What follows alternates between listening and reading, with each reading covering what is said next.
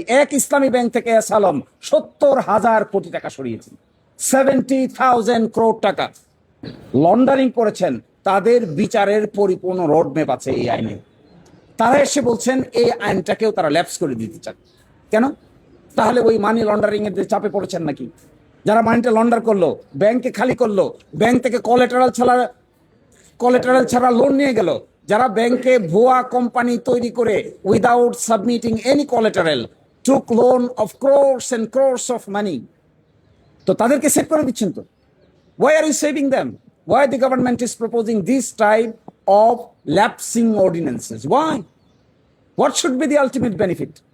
তাহলে আমরা যে বেগমপাড়া বলি, মানি লন্ডারিং বলি, ব্যাংকগুলোকে খালি করে বলি, এক ইসলামী ব্যাংক থেকে এস আলম ৭০,০০০ কোটি টাকা সরিয়েছেন, 70,000 crore টাকা।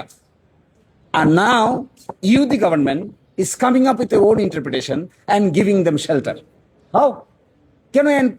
যদি আপনাদের কাছে সময় না থাকে, ইনস্ট্যান্টলি বসে এই আইনটাকে পাশ করে, কতিপয় বিধান যদি পরিবর্তন করতে হয়, আইনকে পাশ করে পরবর্তীতে সংশোধনী আকারে কতিপয় বিধান পরিবর্তন করা যায়, কিন্তু আইন ইন ইটস এন্টায়ারিটি বাতিল করে দিতে চাচ্ছেন। এই জন্য this is a very technical point, legal point.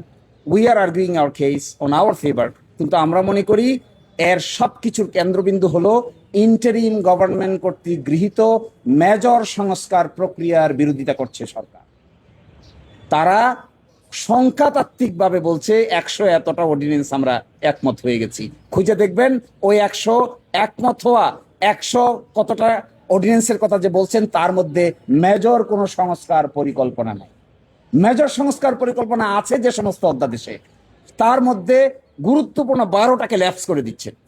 তাহলে এই পুরা 18 মাসের সংস্কার প্রক্রিয়াকে দে আর ডিনাইং, এবং that is the result of the mass upsurge and the revolution. So আমাদের পার্ট থেকে this is our concern, the government should not do this type of drastic measure, they should not take this type of reckless measure. তাহলে পার্লামেন্টকে মেজরিটির জুড়ে ব্যবহার করে এগুলো করা উচিত না, বরংস স্টেক হোল্ডারদের সঙ্গে কথা বলে উপযুক্ত সমাধান বের করা উচিত। Otherwise country will suffer A lot.